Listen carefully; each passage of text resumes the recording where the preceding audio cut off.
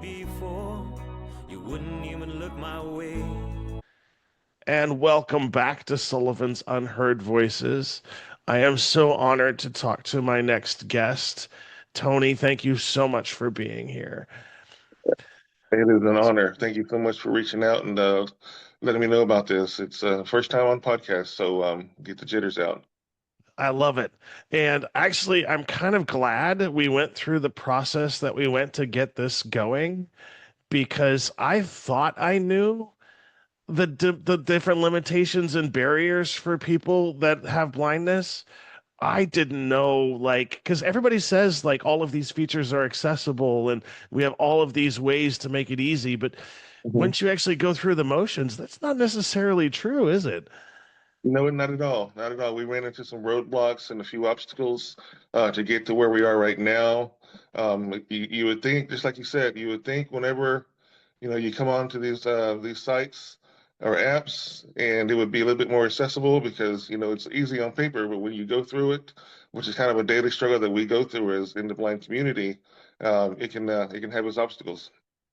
Especially when they like the software that I normally use says that it's accessible and ready for people of all disabilities to be able to access. Well, apparently not because we're on Unfortunately, Zoom right now. unfortunately, that wasn't the case. So, but like I said, we fought through it, and we were able to move forward. So that's all we can ask for. So one of the things that I really appreciate about you is about how open you are with everything that you have going on. Mhm. And I wanted to have this conversation today because you have a condition that's not necessarily rare in the rarest form. And I want people to know that the signs and symptoms so that they can actually, if you encounter something like this, like, so like, how did you first get symptoms, or what is the condition that you're having I to have a face right disease. now? I have a disease called keratoconus, and what it is you on the top of your eyeball you have a clear piece of tissue, and it covers the lens, kind of like a protector. And what happens with this disease is that cornea thins out, and then it starts taking a bulging shape. And that's kind of the education on it. It's very, like as you said, it's not rare, but it's becoming more common. I was diagnosed with it in 1999 just by going to an eye doctor because I was, like a just normal eye doctor at Walmart, just because I was having some blurred vision. And this was when I was, what, 28 years old. And I'd had 20/20 vision the whole time, my whole life, and had perfect vision. But some of the warning signs are, of course, blurred vision. It usually happens within preteens to younger 20s, maybe. But I developed mine, in my later 20s, which was kind of rare. But my case ended up being very severe. And so the warning signs are blurred vision and followed by a little bit of eye pain. But by all means, they said it was genetic back then, but it's come to be known as the eye rubbing disease. So I try to tell people as often as I can, try not to rub your eyes as much as possible. I know it's hard not to when we get something stuck in our eye, a blade of grass, an eyelash, or whatnot. But if you know somebody that does that, or if you do it, by all means, try your best not to rub your eyes because every time you rub your eyes, you scratch your corneas. So that's kind of what the disease has been come to be known as, the eye rubbing disease. I appreciate that so much because, like, that's one of the things that I do all the time is rub my eyes. I wouldn't have even thought about that. Yeah, that's why it's becoming so known because when I was diagnosed, it was about 100, it was about 1 in 500,000. Now it's about, what is it, 25 years later? It's one Yeah. in 2,000. 1 in 2,000 people get it. And like, so when you started like seeing this sort of blurred vision and sort of like pain in your eye, how much time elapsed between that and when you lost your eyesight? My case, as I said, was very severe and rare, and one of the rarest forms that comes. Once you get diagnosed, the process of your eyesight degenerating is about 5 to 6 years. Well, mine was so progressive that by 2005, I had already needed a cornea transplant. So mine pretty much skipped all the steps in between, and just next thing you know, I woke up with a big bulging thing in my eye, and I thought it looked like just like a balloon when you're holding it upside down off your eyeball. And that's when I first needed my first cornea transplant. Fast forward to 2012, my other eye, because this is a disease that affects both eyes, one followed by the other, about 5 to 6 years. So fast forward to 2012, and I lost sight in my left eye. And when you're talking about a cornea transplant, like what is involved in a cornea transplant? Well, before I get there, I'll just kind of go over some steps, the stages of the Yeah, cornea. please. And Thanks. once you get diagnosed with it, that's your first stage that you want to go through. If you start having blurred vision, you start having some pain with it, the first thing you want to do is just go see an eye doctor, Walmart, ophthalmologist, whatever. No kind of specialist is needed for this. You can be diagnosed by anybody. But once you get diagnosed and you go see, of course, you've already seen your doctor, they'll diagnose you with it. And there are resources out there, which I'm sure we'll get into shortly, about some help that's out there. But next thing they're going to do is once your vision gets so blurred, they're going to put you in some glasses, and those glasses are going to last anywhere from a few months to several years. This disease is very there's no particular time frame with it. Everybody's different. Everyone is different. And so after that, once you get your glasses, they're not going to start working, or they're going to stop working, and then you're going to move on to a soft contact lens. With soft contact, eventually that's going to stop working because it's just going to start falling off. And then they're going to go to a hard contact lens. And a hard contact, if anybody else is like me, putting any kind of object in your eye is fearful and terrifying. It wasn't my case from my experience. I can only speak on that. But putting a hard contact in my eye was not the best experience, but I had to do it because I had to keep working and driving, this and that. And then once that literally started falling off my eye in 2016, where it's time for a cornea transplant. So what's involved with the cornea transplant? What they do is they take a cookie cutter, pretty much a very high, sophisticated, high-tech cookie cutter, and they slice off your cornea, take it off, and they put a donor cornea on top of it, stitch it all together. My first one has 24 stitches, very microscopic stitches you can only see with the microscope. And so that's how it works. And I'll get into the after effects after we can comment on that. So with the surgery like that, I would imagine it's very hard to find a specialist to actually do that surgery. So, like, was there a huge waiting time for you to actually get the surgery after you became a candidate? You'd be surprised. Any cornea specialist can do one. Of course, I was living in Dallas at the time, so there's several in Dallas. The disease has come out so much that they've spread out offices all over the country. I've talked to people that are, in different areas of the country, different states that have had these cornea transplants done, multiple cornea transplants done, like me. And so they're popping up everywhere. So I would, just do some research about a cornea specialist next to you or near you, and it shouldn't be too hard to find. And then as things were progressing, right? So like you're going through these different stages and the glasses stop working, the soft lenses stop. What's going through your mind all of this time? Like what's sort of because like I would imagine this it's a very terrifying, frightening sort of experience. All of the above. I didn't really get traumatized until the vision was gone. But leading up to it, luckily, I had a great cornea specialist out of Dallas, and he walked me through the steps that I was going to be experiencing throughout each step that I was going through. So he said, eventually, once this cornea transplant takes, you're not gonna have any vision until you get the transplant done.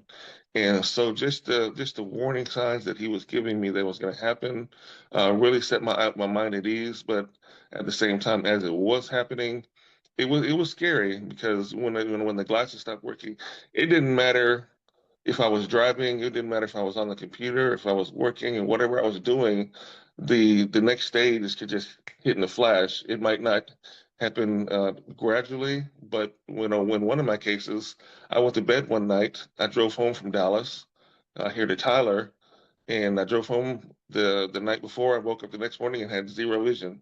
So it can affect quickly. It can affect over time. In my earlier stages, it kind of was gradual, and it was scary from going from one step to the next because I knew I was going to have to be putting something else or something more into my eye each time.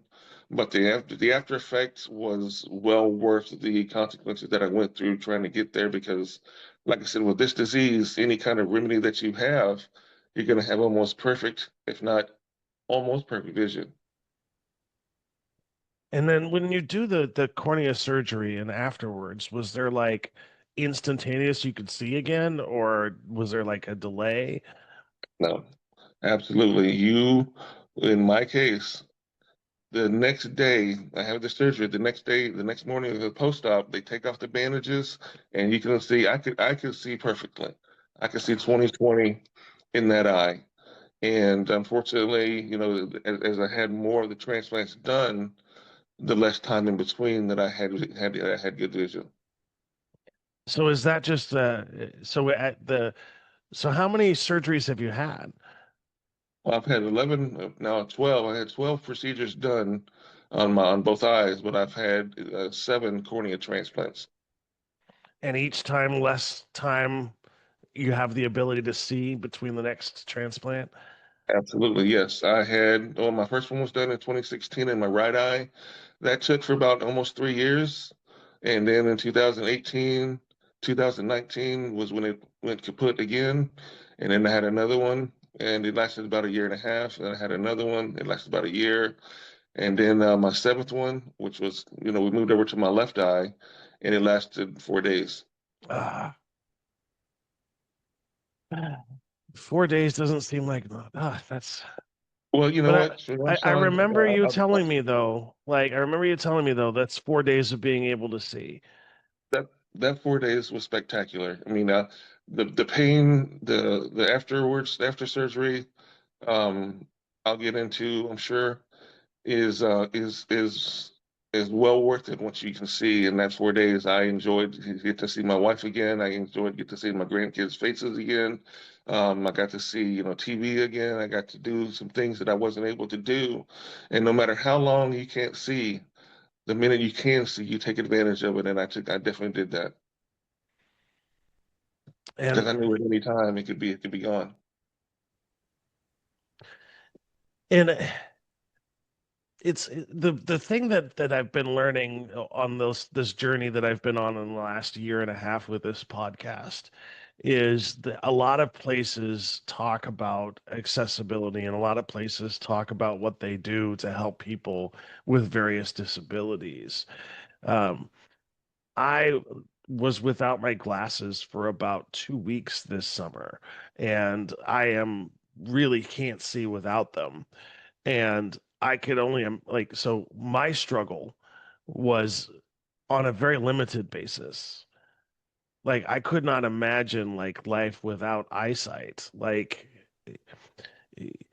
is it one of the things that I'm curious about, like as you venture out into the world, like are people very accommodating to you because of this, or is it more of a, do you know what I mean? Yes, it's they're very accommodating. I think when people see the stereotypical blind person is, you're walking with a white cane and you got the sunglasses on and you're kind of tapping as you're walking through, but their blindness is so much on the spectrum. There's sometimes you don't even know if somebody is visually impaired, and we can talk about that spectrum as well. But um, I am doing cane training right now. It's one of the resources, one of the accessibility things that you were mentioning. But we went to the mall the other day for my training, and people are very accommodating. I'm a pretty large figure and can be intimidating, but she's wear that cane was like a badge of honor, and because people are going to be accommodating, people are going to kind of step out of your way or let you go by first or something like that, which is very nice.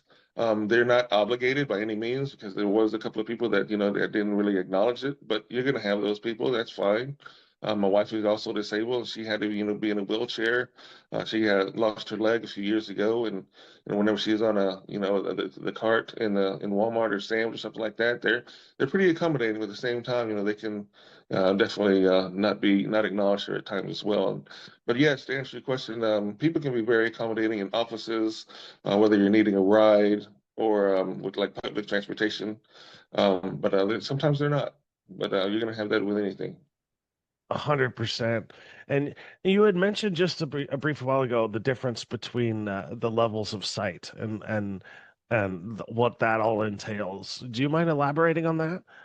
Not at all. And I'm glad you mentioned the part about you not being able to see without your glasses.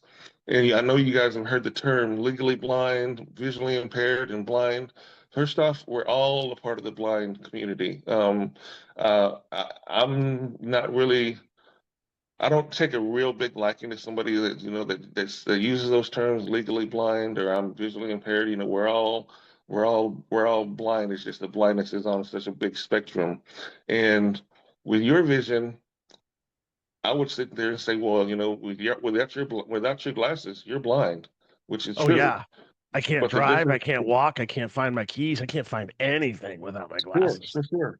So what the difference is between legally blind and just not being able to see is for you to be considered legally blind, you have to have 20/200, which perfect vision is 20/20. So now you're adding 20 feet to every number that goes up. That's how that scope is looked at. So you throw it into 20/200, you pretty much can't see anything. And the only difference is being legally blind and not is that 20/20 or that 20/200 can't be corrected any better. For example, if you were not to wear your glasses and it got to where you couldn't see with your glasses, you'd be considered legally blind. So then you fast forward to from somebody who was 2400, 2800, 20. I think I'm 1600. That's how bad my vision is in my left eye, which is, practically 95% blind in my doctor's eyes. But then you look at somebody that's 2040 or 2080 or 2010 or that's with or without corrective lenses or corrective surgery, then he wouldn't consider to be legally blind. And so correct me if I'm wrong though, like yeah, the impacts are still kind of the same, right? Because you can't see Mhm. and you have all of these limitations. Um, and this world is not built for people who can't see. No, It's no, it's not. It's adapting, but it's more of us adapting to the world than it's adapting to us. And with the strength that there's people out there that are trying to make it better is phenomenal. And we, my hats off to anybody that's in the software that's trying to make, you know, computers or phones or anything that you get out, with rides and ride shares, anything more accessible to anybody with a disability is really great. But and not being able to see by any stretch is any more traumatic than anybody else that has a disability or anybody else that has any kind of problem. But like you just said, without being able to see things is it's a different animal. and one of the things that you talk a lot about in your TikToks that I find fascinating is the tie of mental health and the importance of mental health and the blind community. What prompted you to focus on that? Focus on moving forward with my videos. Is that what you're asking? No, like, because your videos, you talk a lot about openly and honestly about the importance of mental health and like what the Oh, mental health experience is. And I think that's a very important message. And I just wanted to give you the opportunity to extend that message to the people listening now. absolutely. The thing with any traumatic event, you're going to have some kind of mental instability. And with going blind, losing a limb, losing your hearing, losing the ability to walk, anything like that is going to be traumatic. And I can speak on my wife's behalf, and I can speak on my behalf, but more on mine because it's actually happened to me, and it was very traumatic and traumatizing. But I will preface with this is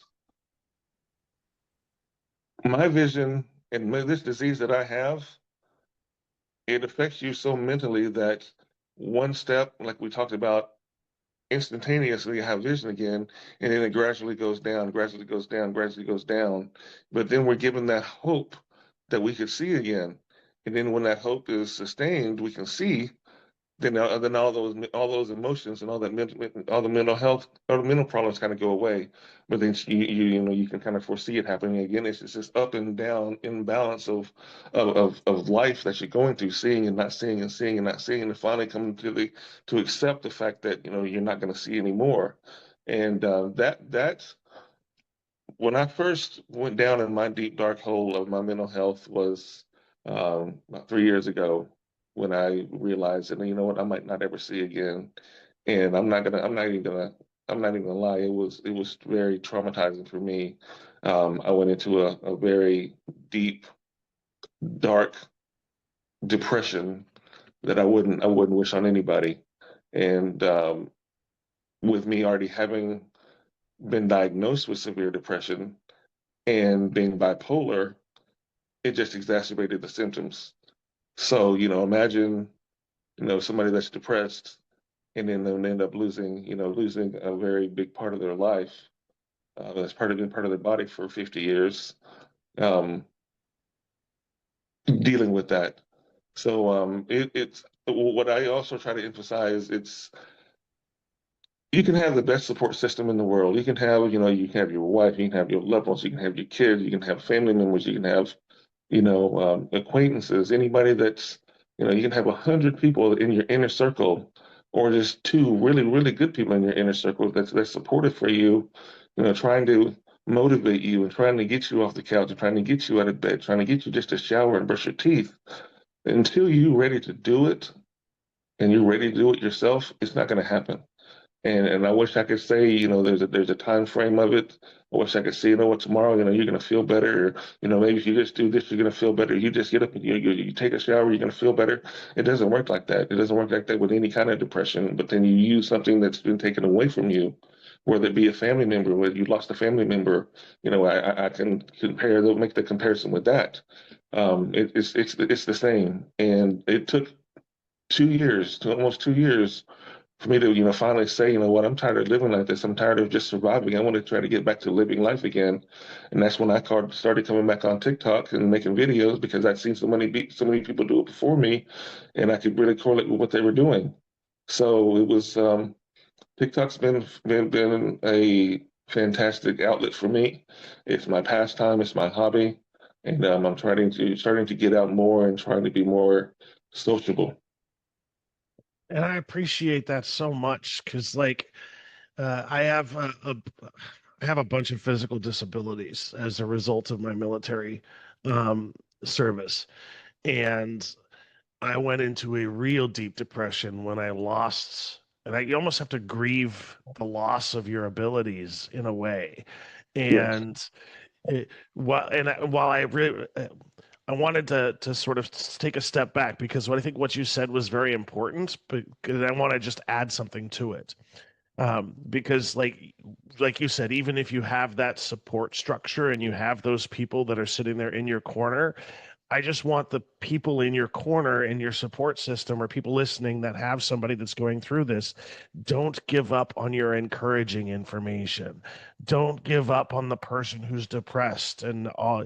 Like, just keep reaching out, keep being in their corner, keep supporting them, because even though we're in this huge, deep depressional funk and it may seem like we're not appreciative of that stuff, that's not true. Like, how important was that for you to have that? And, like, even though it's depression, how important was it for you to have that support structure, just to so you knew somebody was there and cared? Extremely, extremely. It's what got me through. I mean, I was put on a certain medication regimen. I was talking to a therapist. My wife was in my corner every single day. Um, Friends that would reach out, but if they would have stopped, it would have, my depression would have lasted a lot longer. But and I'm glad you said that, because as As hard as it is to see somebody going through that, it's hard to get yourself up to keep motivating them. And in my case, it almost felt like, my depression was taking over everything in the family. I think that's what really got me out of my funk.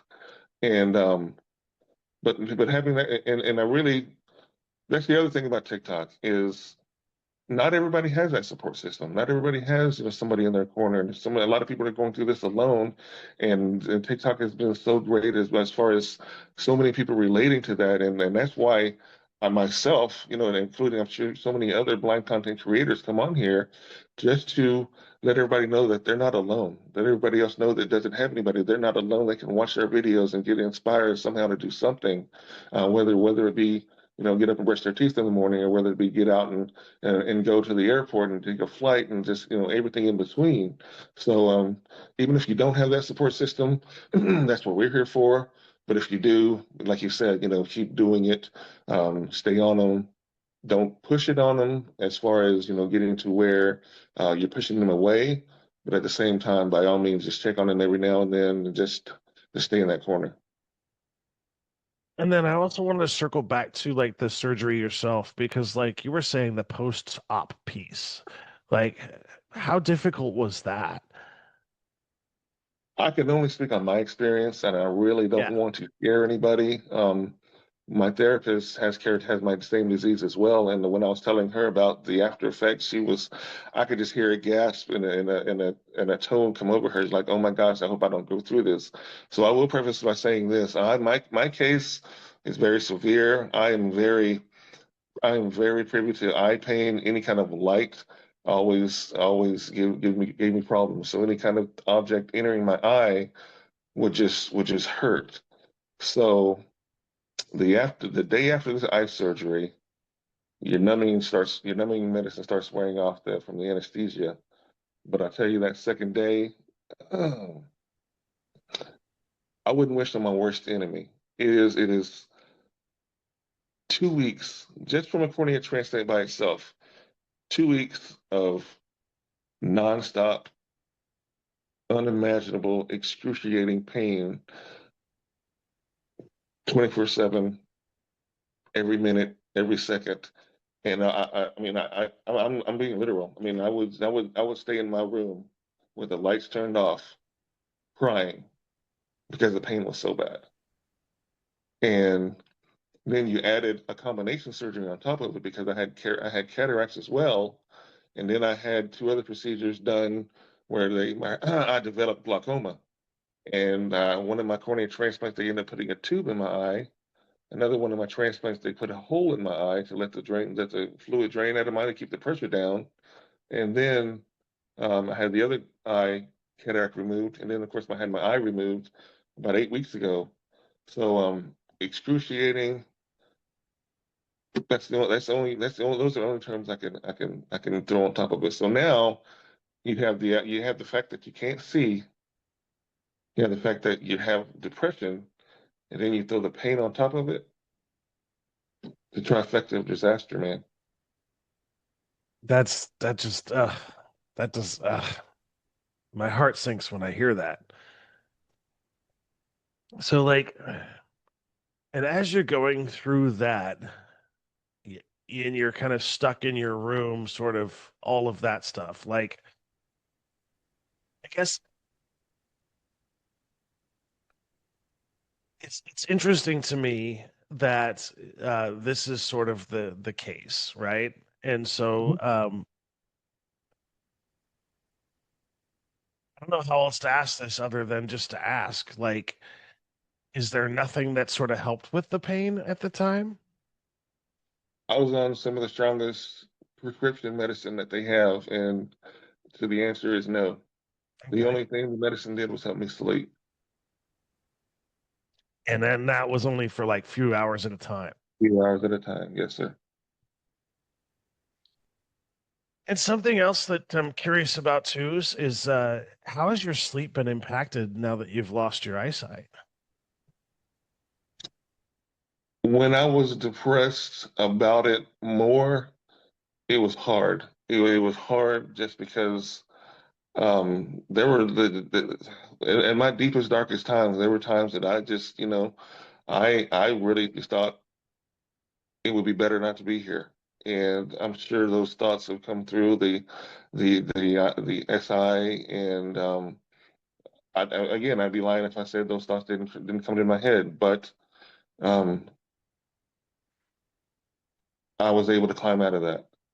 I'm not there anymore. But as far as the sleep went, um, during the first year and a half, it was almost nil. I was probably sleeping, you know, 2, sometimes 4 hours a day. And whenever I was not sleeping, I was on TikTok, hearing other people talk about what they had gone through and talk about how, they were able to pull themselves out.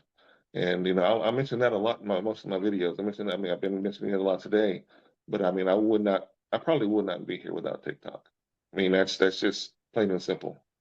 Um, and I'm so glad for the people that, paved the way 3 or 4 years ago when I first started seeing people come on as blind content creators, and it's exploded. We've come onto the scene in unthinkable numbers.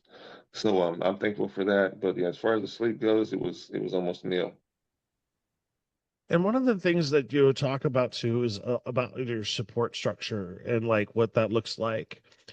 So like what sort of services are out there for folks who are just encountering this for the first time? Because I would imagine like it's very daunting when you first sort of get this diagnosis and you're kind of like lost as to where to go. That is a great question. I'm glad you brought it up. I wish I would have known about the resources back when I first started going through this. And that is another reason why I talk about it in my videos, because somebody else is going through it now. I just saw somebody last night that has been blind only a year, from a worse disease than I have. And he's adjusting. And he's talked about seeing other people go through it. The biggest support system we have are social media. I mean, right now, as far as resources, whether it be financial resources or people that just literally are there to help you. I'm in Texas, and we have something called the Texas Workforce Commission, and they have a complete program designated for blind people that have been diagnosed with some kind of blindness, that they will help with financial um, issues, whether it be getting to a doctor's office. If you can't get to a doctor, they'll give you mileage for maintenance travel charges or travel money. They'll give you hotel stay if you have to stay overnight for a post-op or anything like that. They'll help you set up your doctor's appointments. They'll help you set up the surgery. So, and there's the same programs in other states. Some are worse than others. Some are better than others. The one we have here in Texas, the one that I use, I've used three different ones, and from three different cities that I've worked with, and they're all great. They work together. I have my cases transferred very easily. So if you move around, there are resources out there, or just do some research in your state. If you know somebody that might be going through this, you might know somebody that this might be kept happening to eventually, put it out there, because it's very, very helpful. Also, I use something called the East Texas Lighthouse for the Blind that's here in Tyler. And those lighthouses for the blind are all around the country. I've heard people talk about them in almost every state that I've talked to somebody in. And they help you with training as far as mobility training, using your cane, which is what I'm doing right now. If you wanted to get back to being proficient or efficient on the computer, they give you computer training, because you lose your vision, you can't see the keyboard anymore, you can't see the monitor anymore. That could be pretty traumatic, especially if your world was on the computer. So they're making that more accessible. There's a program called JAWS that is used by the elite of people, not just blind people. So also another thing about the Texas Workforce Commission, if you're blind, you get grants to go back to school. They helped me finish my bachelor's degree. So like the resources are there. It's just about knowing and finding out about them. And you had mentioned cane training. What is cane training? Cane training is you see somebody walking with a white cane. You don't wake up and all of a sudden, when you're blind, you know how to walk with a cane. They have training where they can help you maneuver with that cane to help you prevent from falling and running into things and tripping over curves and this and that. Because if you put a blindfold on, you start walk outside with a cane, it's going to be a little different without some training. So I implore somebody to try that. That's curious. Put a blindfold on where you can't see anything, and just walk around your house and to see what adaptations you need to make. But when you see somebody walking with a cane, they've usually had some kind of training, or they just taught themselves. And for the game training, do they like take you to different spots and sort of like give you like tips and tricks and Yes, they do. anything Yes, they useful that do. you've learned recently that you think My people should first know? my first day, we walked around the facility, just around the perimeter. And I tell you, they let you go, and I don't think I got 5 feet without running into something. And they just kind of coached you. They don't really tell you where you're going or tell you they just kind of coach you as far, hey, it's a little more to the left. As you get more used to walking with the cane, we went to a church the other day that has, I think, 3 flights of steps, and we walked up and down those stairs. And trust me, if you don't have a cane especially when there's not a handrail, you're probably gonna take a tumble if you don't have that cane, and you don't know how to use it. And like I mentioned before, we went even to the mall with my trainer, and I had to walk around the mall a couple of times and find stores and use all of your senses. You had to use your hearing, you had to use your sense of touch. Yeah, I had to use, what I like to call my sixth sense of atmospheric pressure, or just the knowledge and the intuition that somebody was walking by me. That's kind of what I joke around with my wife about, having a sixth sense of just feeling the temperatures change whenever you walk into a different building in the mall, because they're all open, and you feel a bigger space, bigger pressure when you ever walk into like a larger store like a Dillard's or JCPenney or big sporting goods, what we have here in Tyler. So use all your senses. Cane training is walking with the cane. And do you find that your senses that have increased in other areas? Absolutely. My wife wouldn't agree with this, but my hearing has gotten so much more enhanced. My sense of touch, not so much, because I still feel for things and knock things over if I don't know where they are, if something's there that's not supposed to be there. But that's definitely our hearing. That would be the biggest one that I've noticed, because we really have to listen whenever we're out in public. We have to listen for the sound.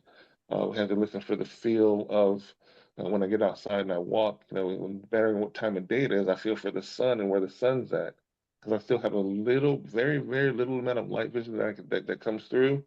So I find the sun, feel it. If on a cloudy day, I'm kind of screwed. But usually I go out and walks whenever it's nice and sunny and a nice day. So yeah, senses have very, very much enhanced.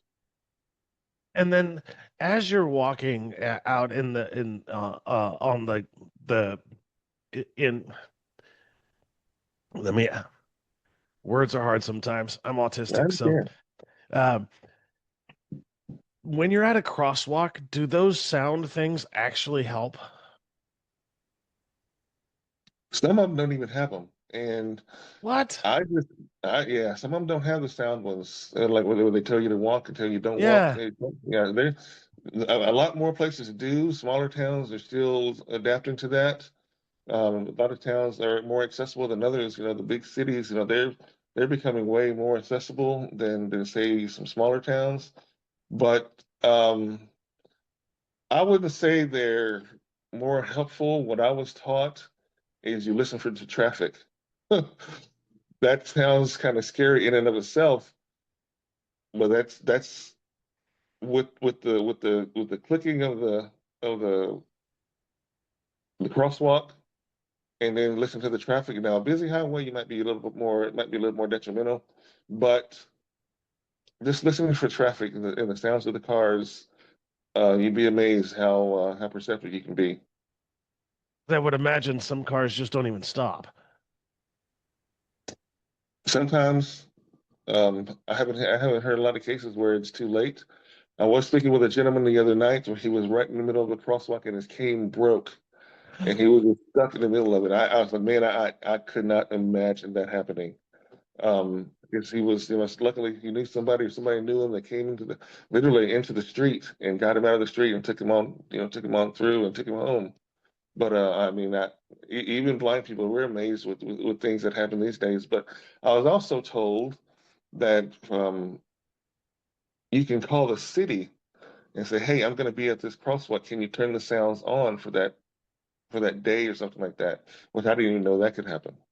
So people are trying to be more accessible. You just might have to reach out to them sometimes.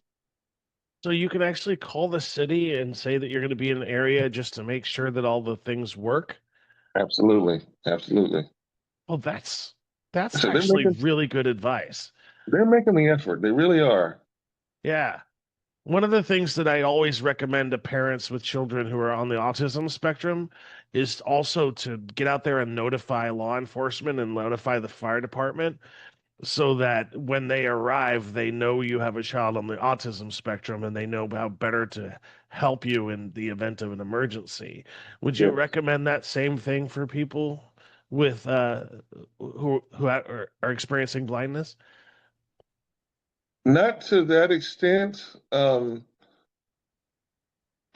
I wouldn't do it as far as the fire department or the police department, just because where we go, and I say we, where I go is so limited right now that I don't think I would need it now.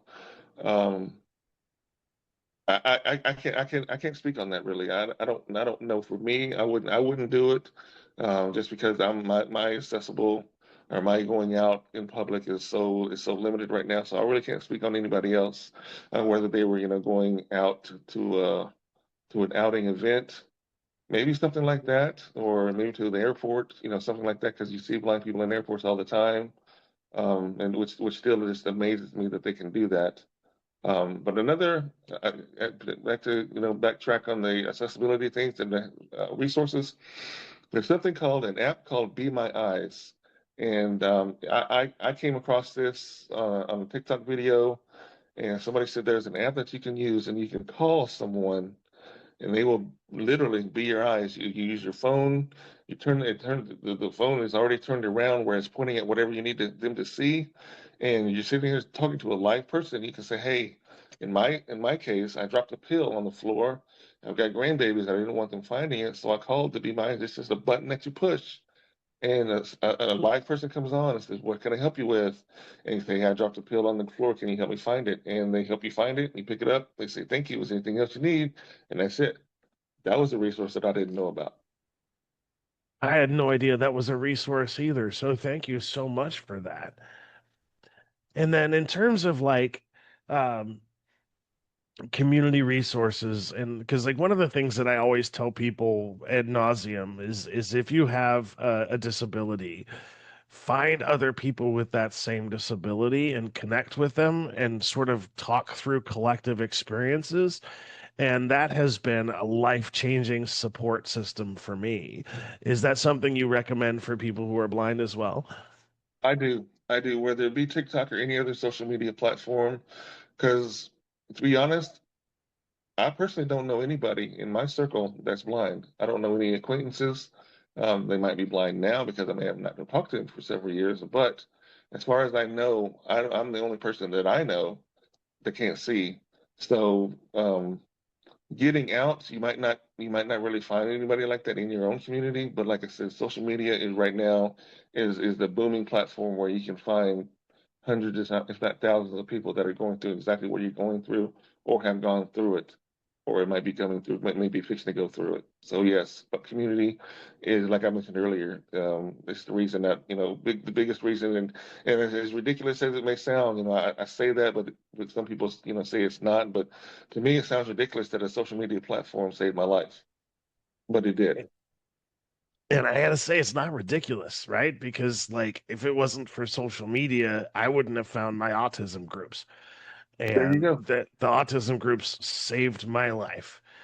Um, before that, and before I had a sense of community, like I thought I was alone. I thought I was like the only one going through this. I thought I was like, and that's sort of like helped filter the depression too, because like when you feel like you're on an island and that you don't have connections with people who have gone through what you've gone through, you feel so isolated and alone.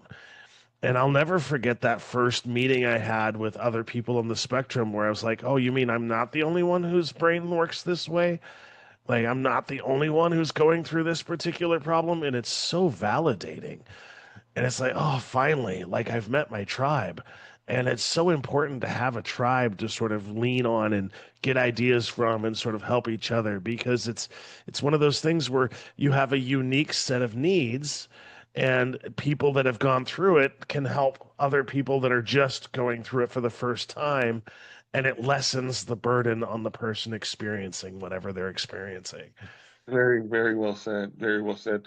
The difference in, like in your case and mine, is yes, we felt like we were alone, and but I knew there were other blind people, just like you knew there were other autistic people out there, but you didn't know how relatable they were to you until you found this community, and that's where I think both of us found that validation, as you mentioned. I mean, I knew there were blind people out there, but I didn't know the pain. Somebody else experienced the same amount of pain that I experienced even with my transplants and my surgeries. I didn't know somebody went through depression and couldn't get off the couch and didn't want to do anything and let themselves go. And I didn't know the specifics that somebody was going through what I was going through until the I saw videos of other people doing it. And another thing is, I used to do videos all the time. I used to make posts almost 3 or 4 times a week. And then I was like, I'm not gonna see. I can't see. I'm not gonna be able to do these videos anymore. So I was literally watch 16, 18, 20 hours a day of literal TikToks and not being able to see them. I could just scroll through and listen to them. I think that's why TikTok was so good for me, better than the other platforms, because I could actually hear people and hear either what they were explaining and kind of make sense of what was on the screen for myself. But they came and started coming out of the woodworks, and I almost felt like they were literally talking to me in a lot of the videos, and realized, you know what, if they started teaching me how to do this, and if you do this, you do this. I was like, well, I know how to do that. I could probably make a video. And I didn't know how to do what. I could probably do a duet now. I didn't know how to stitch. I can do a stitch now. And then I was like, well, I don't think I'll ever be able to go live and hit my 1,000 followers. And I was able to go live, and that was as small as it may sound, it was a big, huge step for me to go through all of those steps I just mentioned. And so, like, it's so rewarding too on the other side to have all of the people that sort of send you those affirming messages and like thanking you for like being there and educating and having that unique spin. It's so validating in that regard as well. Very rewarding. You're right. Very rewarding. So, in terms of content, right? So, from your perspective, is there something that people should be including in their content so that it's more accessible to people who can't see?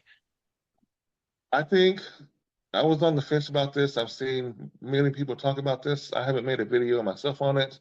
Um, but whenever somebody comes on and say I'm blind, and then they say their name, and they go into the their content, whatever they're going to be talking about, there's both sides of that that can be looked at. A lot of people think, well, why are they coming on saying they're blind? The first thing that they say instead of introducing themselves. Well, first off, it helps the algorithm, and I think that's the main thing. That's the first thing that people hear when they come across a video, seeing somebody that's blind. I mean, if somebody says I'm blind, first thing out of their mouth, I'm going to stop and I'm going to listen, because I am blind, and it might, whatever they say might relate to me.